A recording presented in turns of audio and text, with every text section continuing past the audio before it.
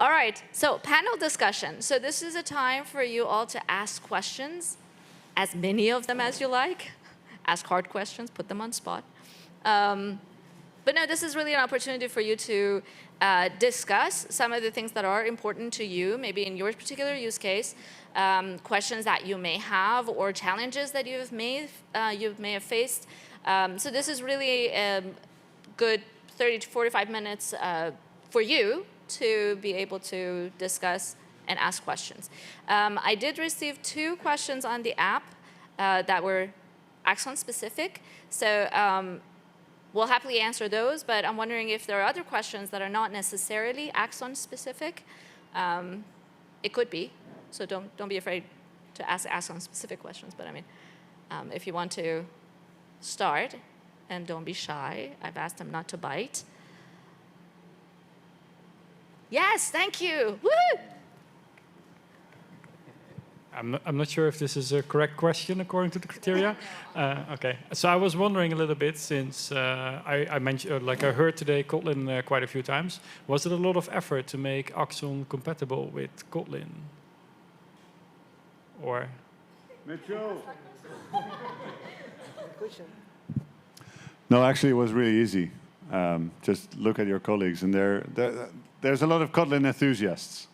And actually, it never really made it to the roadmap. It was just, hey, there's some things we need to improve, and there's already a couple of extensions, right? So it was just a project that of personal interest that started to say, hey, of course, Kotlin and Java are interoperable, obviously, because they end up as similar bytecode, let's say. But it was not even a discussion. It was just, hey, I'm going to spend some time to do that, to get rid of some of those annoying things that we Kotlin lovers, we hate that stuff from Java, and we don't want to see it and get, yeah, that's. So I don't know, Stefan Andjokovic, are you here? He's not here. No, he's not here. Is Mitchell here?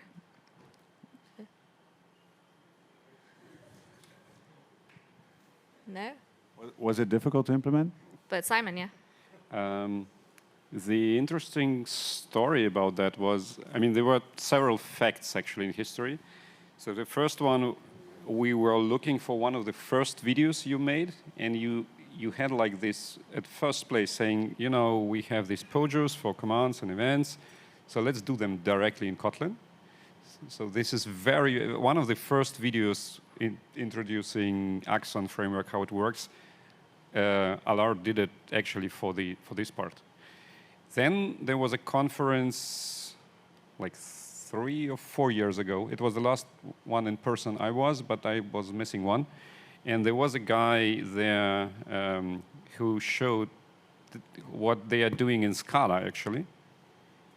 And that was a time as we were doing some Kotlin in our company, and we also had some experience in Scala.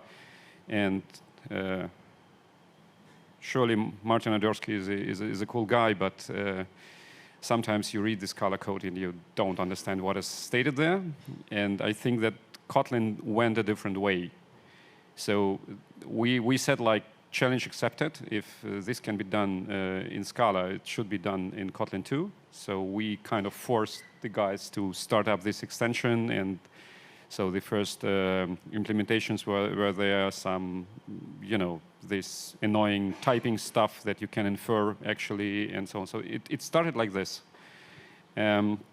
So if you follow, there are some very interesting discussion in the Kotlin extension right now, because there is the reactor way, which is kind of Java way, and then there is a suspend function way, which is the Kotlin way, which kind of, and also there is a reactor extension, so we had to be very careful where, yeah, should it be, where should it be actually, right? But another very interesting point is Kotlin evolved over time pretty much. And as we started, it was like, yeah, we have data classes and then we have usual classes. Seal classes are, by the way, very interesting to use, especially if you want to serialize. Don't do that. It's a pain. But what they introduce are actually this new kind of value types that you can use, where you rely on a, I don't know if you know this feature, actually. So it's a very powerful Kotlin feature, I would say. So you can define your own type system, right? Saying, I have a street or street address, and internally it's a string. And the beauty of this, and this is a long discussion in all this DDD stuff, is that if you define your own domain type system, it's very costly, right? Because if you every time wrap and unwrap an object in any access, it's too costly. So if you, for every string, if you say, okay, it's actually not a string, it's an address, and this is a name, and this is something else.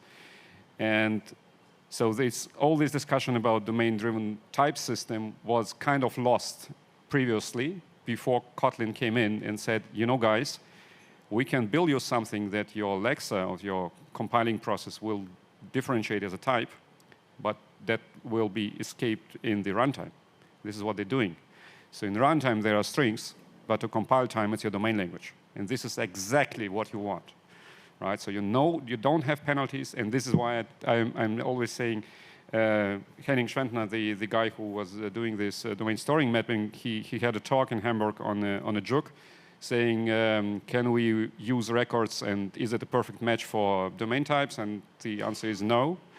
And we all know there is Project Valhalla that will probably be there in 200 years or so, and then maybe there will be something compatible, and you can do proper domain type modeling in Kotlin right now. And this is crazy much more powerful than using strings and ints and to think, oh. And so this is one of my favorite features of current Kotlin. And the second one is actually named arguments. So this naming of arguments and assigning stuff, and it's not just 5 strings passed in and then you invert the order and then you're lost. But this named argument is also a very, very strong feature. And of course, the first level functional stuff.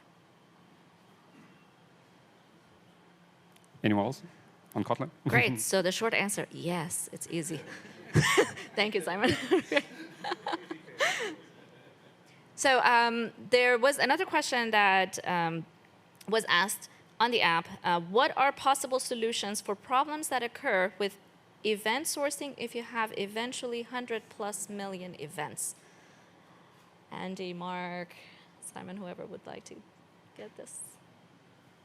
Did you want to? And this is the question. Okay. Last one.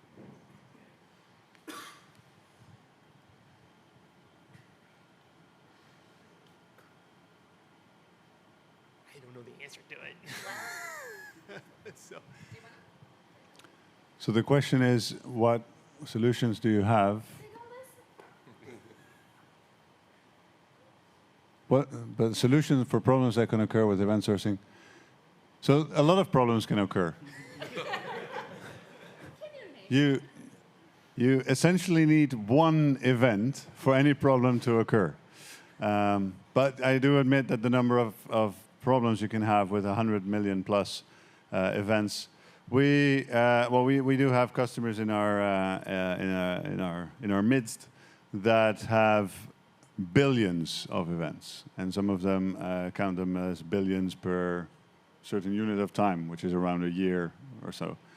The fun thing is that most of those events, you don't use them on a daily basis, so they just sit there, waiting for an auditor to start digging, and then you have them, right? So you want them somewhere where you can access them, but it doesn't have to be fast. So one problem is, and that is something that Milan Savic introduced yesterday, is the storage problem, right? You need a place to actually store them, and right now, especially in Axon Server, it's pretty much you give it one location where it stores the events. That's the place. Now, unless that place is extremely scalable, you end up with space problems. So that's why we're adding multi-tier storage, and then you can choose. Okay, these are the hot events, and we were just talking about this at the unconference. But the hot events are the ones that you likely need to use to rehydrate aggregates.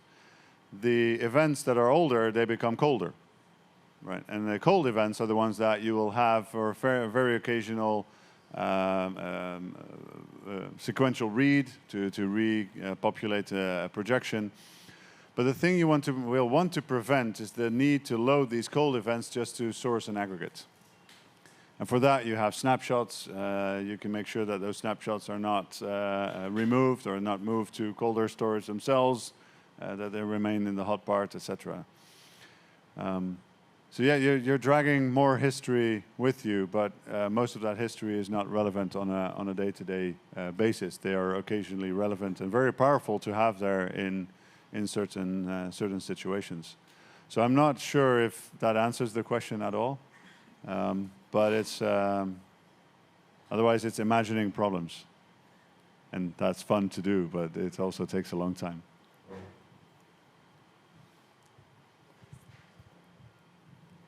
Other questions? Yes. So we heard a lot about how to model and how to do event storming. Would it be possible to take a quite old application with many years of development in it and transform it into an event-based solution without involvement of, or a lot of involvement of other teams or mostly product people, or is that possible, or is it key that those people are involved and or adapting to this new way? Andy, do you want to take this since you love working with the government? Yeah. So my experience is what I do is I do involve the other product owners and the users. They don't quite understand. I have to kind of explain what we're doing and why we're doing it. And that's hard sometimes, and it's hard to explain what an event is. And but with something like what I'm working on right now, the business logic, there's requirement documents everywhere, but they don't really reflect what actually is going on. And so you end up, we end up working with the developers, and you get the business owners, the SMEs, the subject matter experts, all together, and you try to walk through what actually happens, and what we try to do is I brought in event storming, and I just say, well, this is what we think is happening, and we have developers say, oh no, that's not really what it is, and then we argue over the name, and then you argue over what should happen next, and in the end, and then you go back and look at the code, and you figure out, oh, this is the 1,500 line method where all this happens, and you start breaking it apart. But you have to involve them all. And like I said, on my talk, we have the adjudicators that have to resolve these issues, and it was instrumental to involve them. And because if I had just gone and just made up my events and kind of figure out the flow, I would have got it wrong in the end. So I don't, as far as my experience is, it's just been, it's best to include them as much. If you can get to the end user that's going to work with it, and they may not understand event flows and stuff, but they'll understand the pain they're having, and that translates over. So, yeah. So it'd be really hard just to dive in, just take that. Like, I'm not kidding. We have methods that are like 1,500 lines long, and that's common in our stuff, and it's really hard to break it apart and understand what's really going on without going back to the users and saying, is this really what you expect to happen? So that's what. Yeah, I'll just second that with a good example from a client of mine. So this is a company that works with in the e-health area, and they're just in the midst of trying to move from a legacy system to a more modern event-driven Axon-based system, luckily. But there are no documents at all to find that describe the system as is today. The problem is that the domain experts have been so far removed for such a long time from what's been going on, so there's like an invisible wall of separation that shouldn't exist but does, so nobody's any longer on the same page. There's been just a lot of guesswork for the last few years by the dev team, and they themselves are just desperate right now. So my work has been to just sort of get an overview of the state of things as is. So with domain storytelling, for example, which necessarily involves physicians, nurses, other people that are well-versed in the domain and they are just aghast at what's been going on because nothing is what is assumed things to be implemented as. So we model things as is, discover a lot of failures that have occurred along the way, and then we can start moving towards to-be stories. How do we go from the problem space right now to the solution space we're after? And that's why you have to involve the domain experts for real. And they sort of have a standing order, you cannot escape this. You need to be involved. That's at least raises the probability that we'll hopefully succeed. Yeah. I guess if I can third that, I think the question, can you? Sure. But should you? You may not want to. Yeah. So, and we talked about ubiquitous language a lot these past 2 days, and I think that's part of the thing that a lot of times is missed between the, let's say, business side of the project and the developers and engineers and architects. A lot of times we have different kinds of language for the same thing, but understanding that we're talking about the same thing or various things, that's really a beneficial thing to have when you go through the process of event storming or domain storytelling or event modeling, and that helps a lot. So the reason why it was said in one of the talks, give it 50%, I think Laurent was talking about this, if he's still, 50% of your time should be spent on design and really understanding what that domain is, and then the other part of it is coding. Because as developers, we get code happy. We're like, yeah, let's do it. And then you spent several weeks on it, and then you go back to the business, and they're like, that's not what we wanted. I wanted to add to that. One of the biggest advantages of it being event-driven, that's what when I was on stage doing that crazy little act on being event-driven, right? It is something, event-driven is not something you just do in code. It's something you do in the organization, in all of the behavior. So the part that I believe, can you or should you include the business is yes, definitely. And in fact, they should actually be the ones driving it in the first place. But okay, we know that that's not the condition that you're in. But getting them on board is so much more powerful. And we have a few stories of companies as well there where the change did happen from the technology team, but they got the business on board, and actually it brought the business and the development team so much closer to the point where they now actually understand each other. Can you imagine that? You know, having people describing a system that a developer can actually understand and actually build what they mean. And that's something that if I look back on my on the projects that I've done in the past, there was an immense disconnect between the requirements document that you get and then what you actually build. And there's so many gaps that the users get to fill in the gaps. And then you have all this undefined behavior that starts to become somewhat defined behavior because the users tell each other what to do to get that stuff fixed. I've heard stuff about entering, when you record a medical record for a baby that's born, then I've heard them that it's entered as an appointment in the past, but the start date is the same as the end date. But then they had a problem with twins. So what they decided to do is put the end date 1 day further than the start date, and then everybody would know they're twins. Now I challenge you to find me a document where it is specified that twins should be entered as, you know, an appointment lasting more than 1 day. It's not there. And that's the kind of stuff that is the best legacy generator of anything. So definitely, if you want to improve your system, you want to become event-driven, bring them on board, and make sure that you become event-driven. So we have another question. How do you try to introduce a modernization of applications to use event sourcing CQRS in an environment at the client where there is not a clear view on the whole architecture and functionalities of it because of knowledge disappearing due to developer, PMs, subject matter expert leaving? The level of the developer is low. They are used to program basic monolith implementations, bad communication between dev teams. Ooh, so many hot topics. Leave while you can. So this is what I've been doing for the last 3 years. It's interesting always. It's the best way to do it is through example. I don't. I got lucky working at one agency because we went in and they wanted to do a new green application. It was like, and it was critical to get done.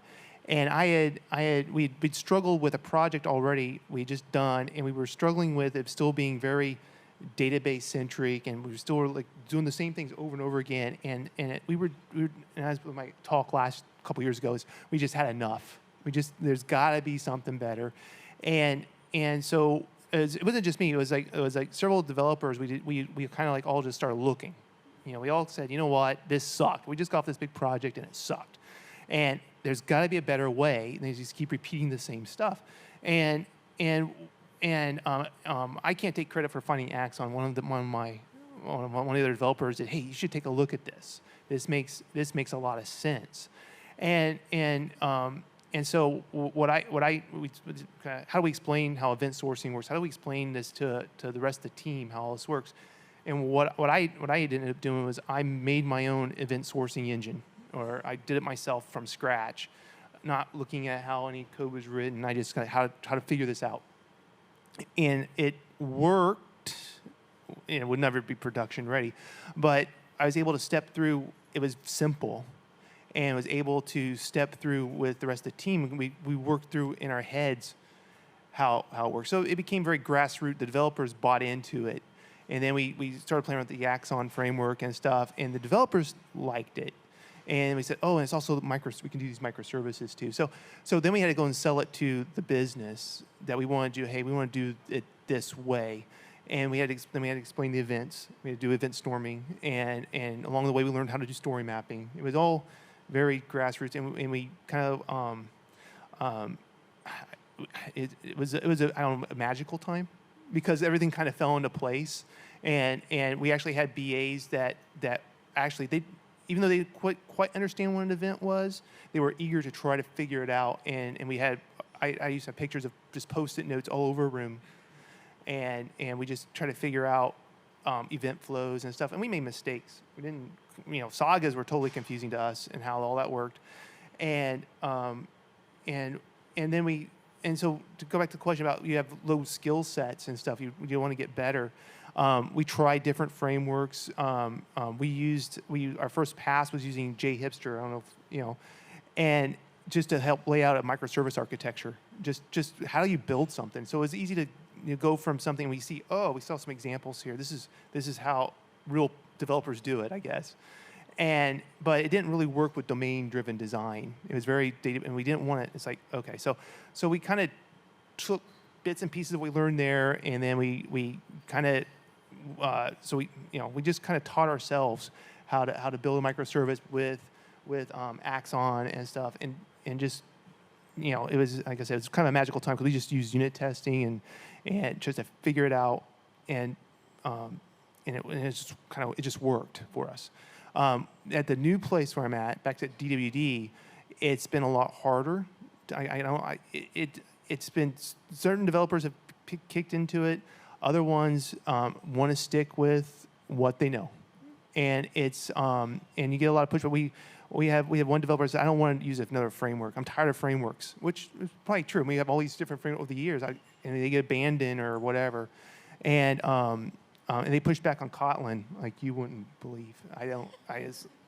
Okay. So, but one developer said, I can just do this myself. Why don't we just write our own, make our own framework?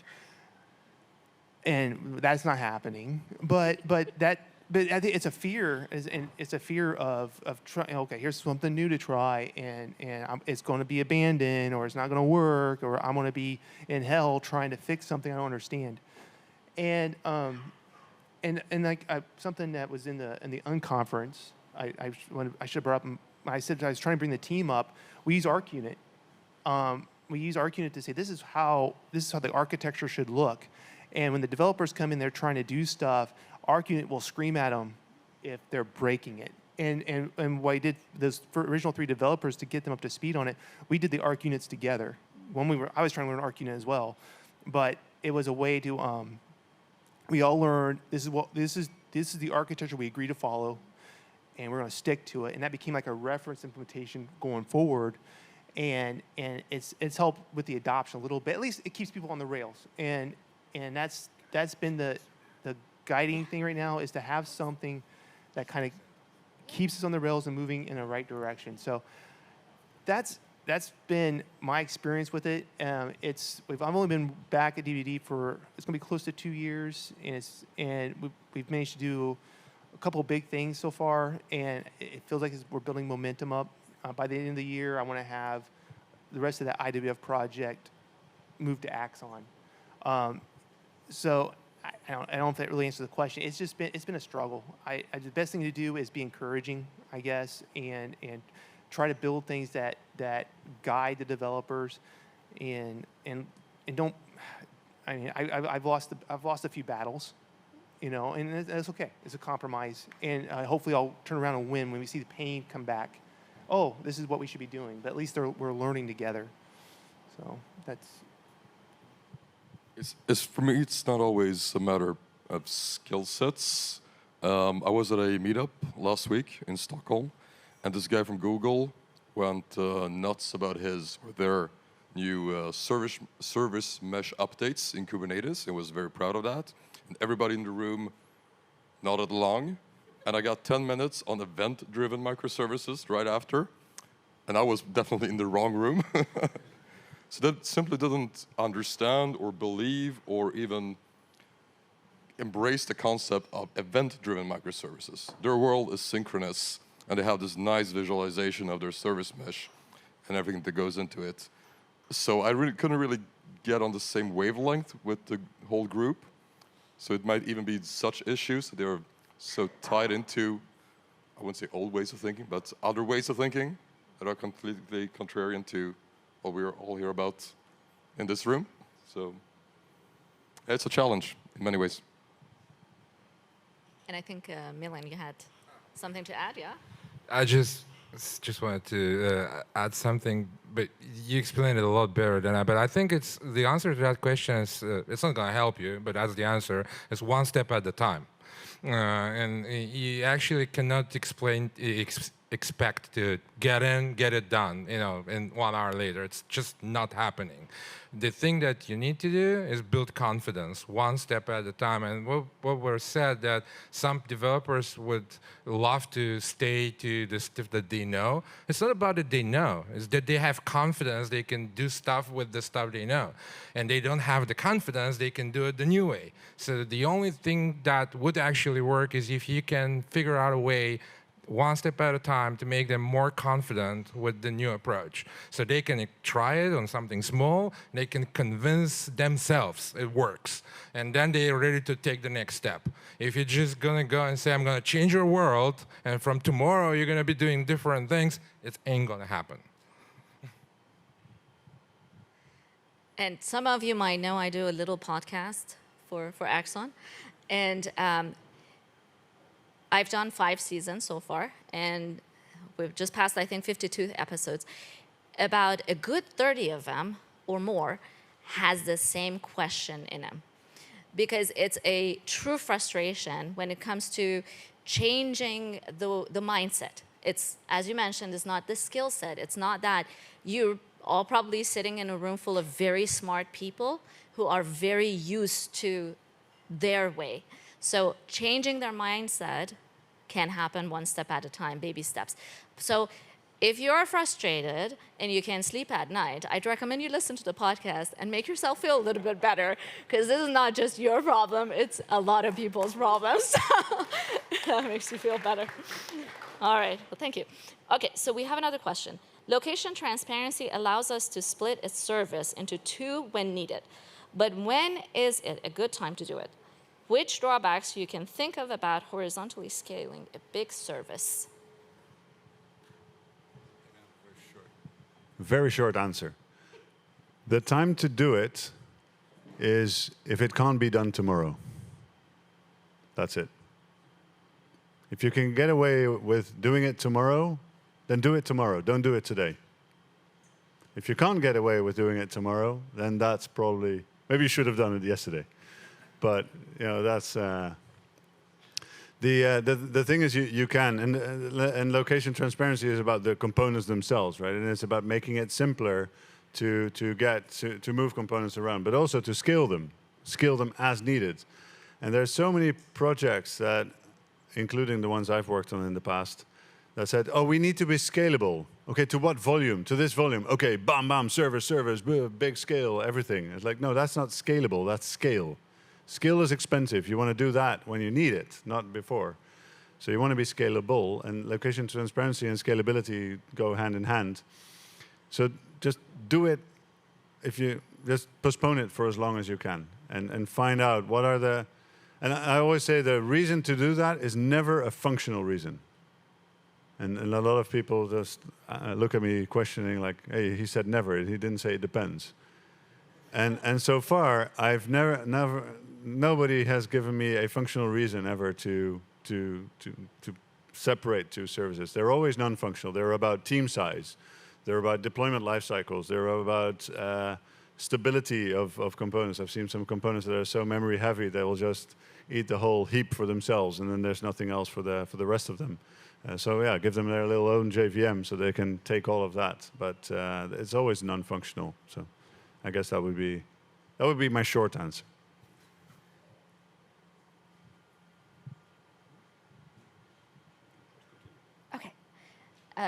Any other questions? If not, then I can. Okay, great. Thank you.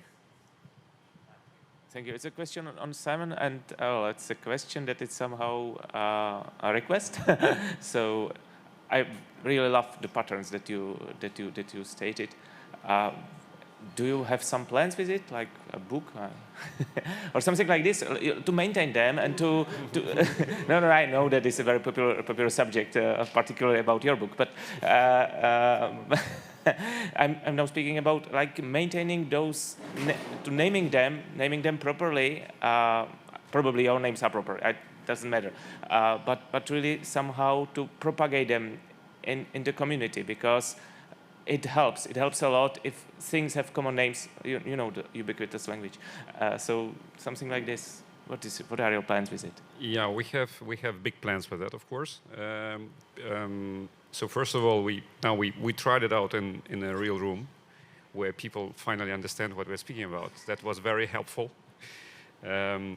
So we at least promised ourselves to publish this. So there will be probably, we start with something like an article series, and we'll try to find more, of course. And especially currently they only have names. What we want to, especially, we want to collect some properties, right? So you want to be able not just to say, okay, this is it, and now, but you want to be able to judge. Is it suitable to your use case?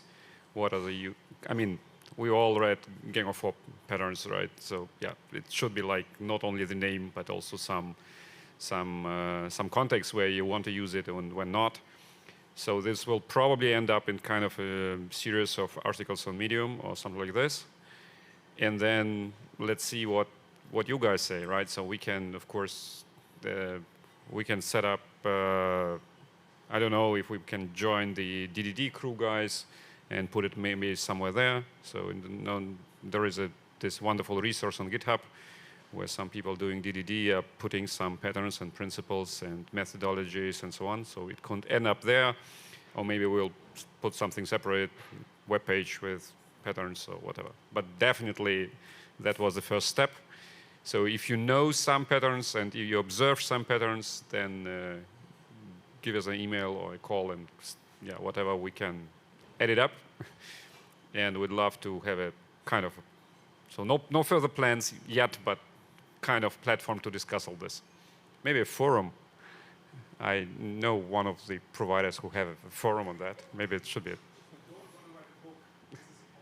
And I'm not planning to write a book now, right? You never know. Yeah.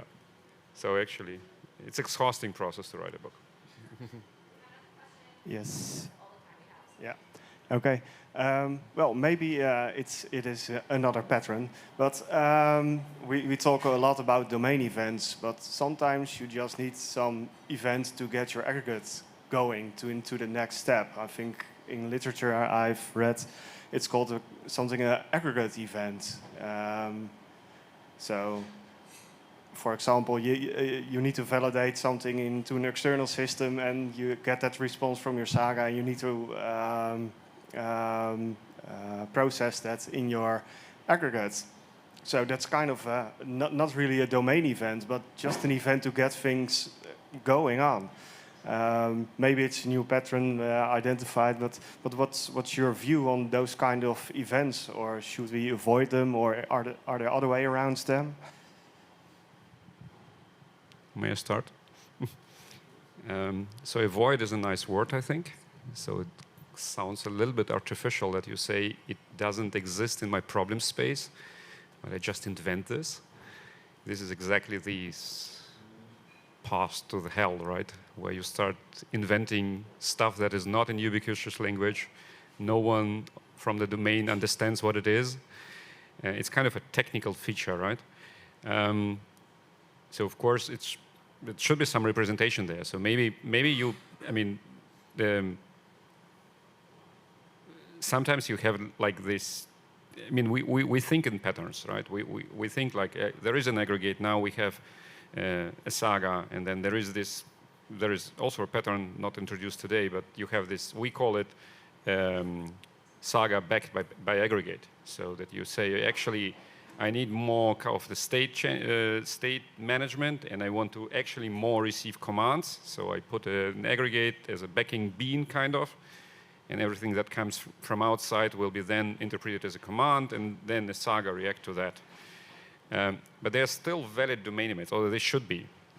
What you could do, of course, if you're using Axon server, you could say, okay, I do kind of a different context for all this stuff, right? But to me, it sounds dirty. So try to model, to understand the domain problem better, maybe, and to say, okay, what is it really? Maybe there is a name for this. So go back to the domain and try to speak with the people. And probably they will say, actually, yeah.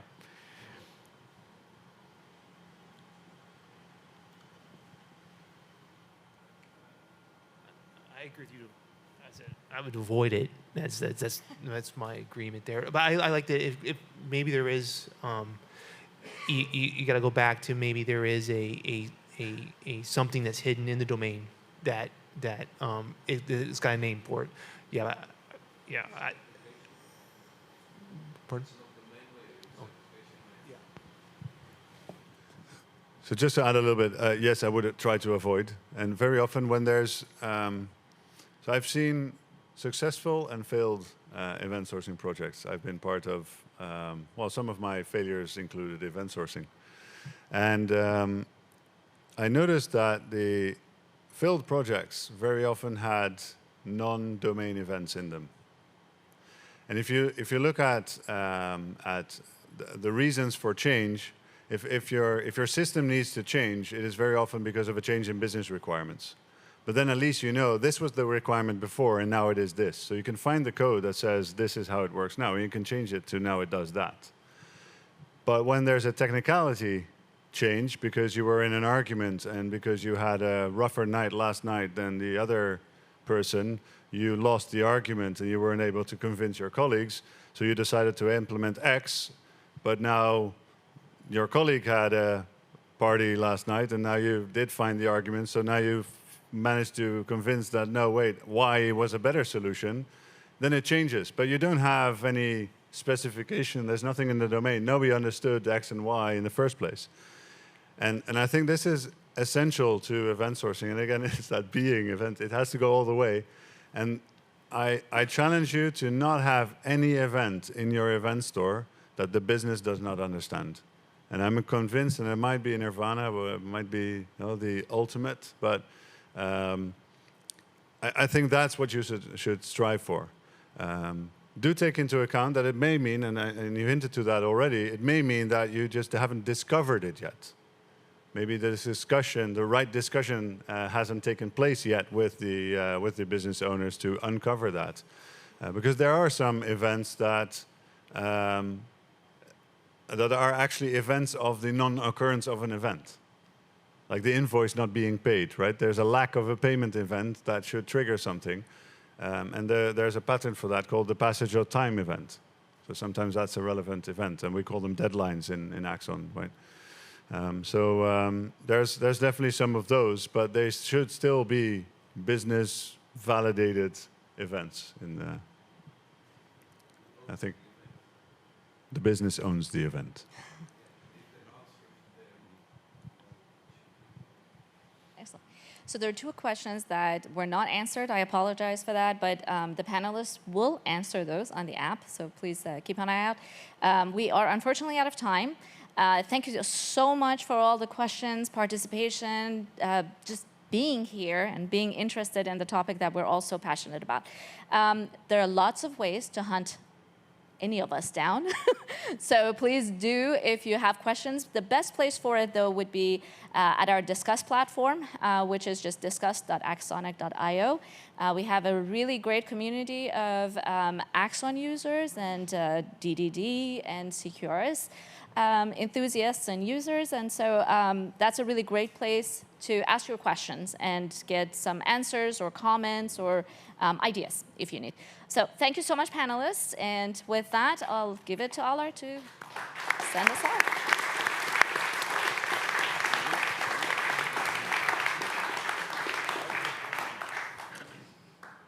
Yeah, I'm afraid this is one of the things that you don't want to do, right? We've had I've had 2 days of fun, and I hope you did as well.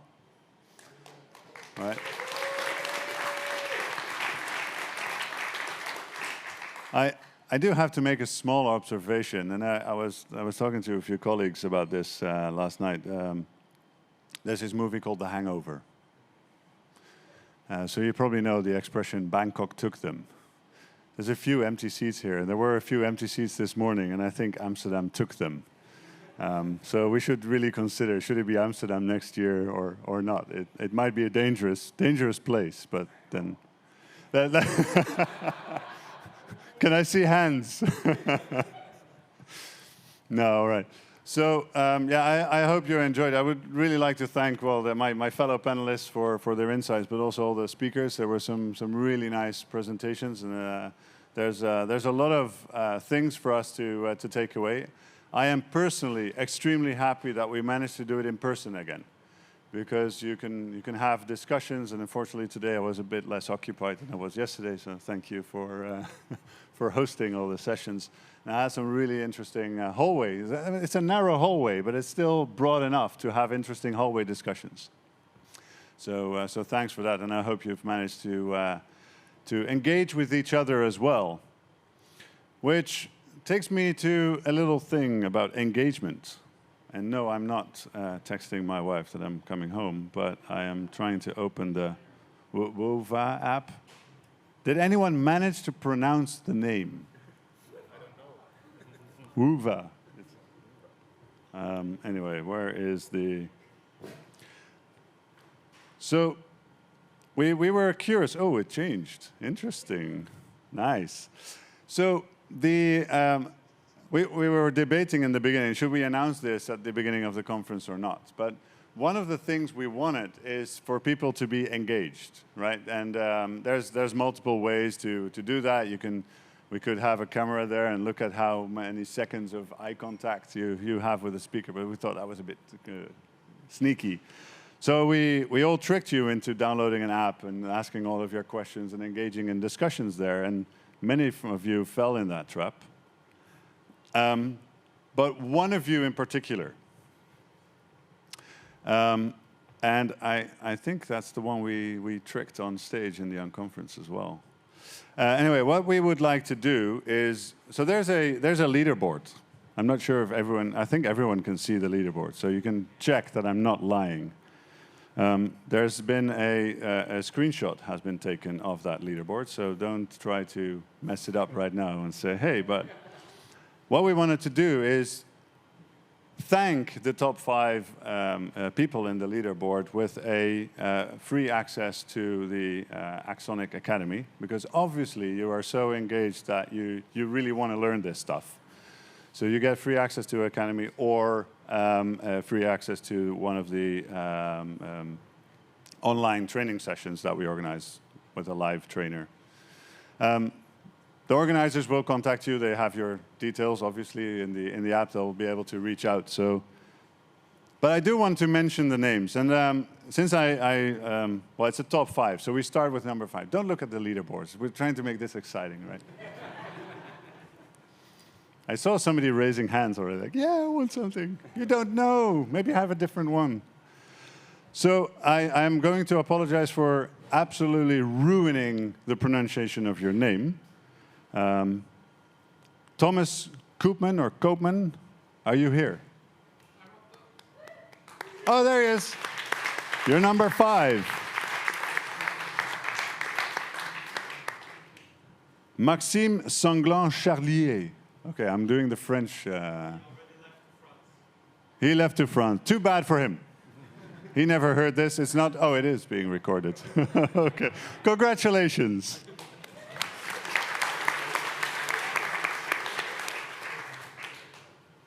And this is very admirable. So somebody is in the top 3 who had a session today, and in that session just not only had time to actually prepare that session, deliver that, and de-stress after the session, but also managed to engage online with all of the people. That's Laurent Toulon. Well done. We already have access to all of that, but we'll figure it out anyway. You can use 2 screens at the same time. No. All right, wish me luck. Senthil B. No. Balasubramanian. Oh my God, are you here? You're not even here. I went through all of that. It's not easy. Anyway, congratulations.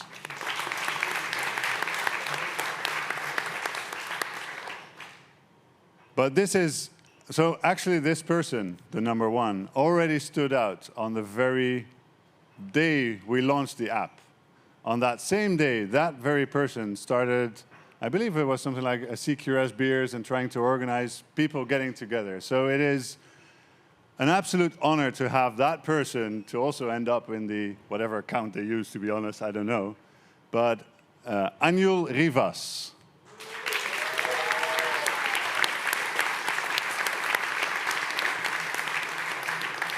Did that CQRS beers happen? No. Where were you guys? Anyway, no, and this is the stuff we really admire, right? There's people taking initiatives, well, in this case, unfortunately, it didn't pan out the way we hoped, or you hoped. But I think that's a really good idea for next year. So I think that's something we're going to take away as well for next year. Which gives me another bridge, next year. So this is, this conference is something that we do annually, right? And unfortunately, we're still finalizing on the dates of next year. We're not absolutely certain of the time frame. So there's nothing I can, unfortunately, promise right now. I would have loved to just have this slide and say, hey, you can start. But it won't take long until we know when it's going to happen. And we really hope that you had a good time, that you were inspired, and actually to be inspired to actually get on this stage and share your story as well, right? It's a scary idea, but it's actually, well, I think it's really nice to hear people's story. So we will be sending out a message to you through, well, to the email addresses that you use for registration very soon. So you will be the first to hear the exact dates of the next year's conference, so that if you want to be part of it again, and we would really like to have you back because you were an awesome crowd. So I really, really hope to see you again next year. Thank you all.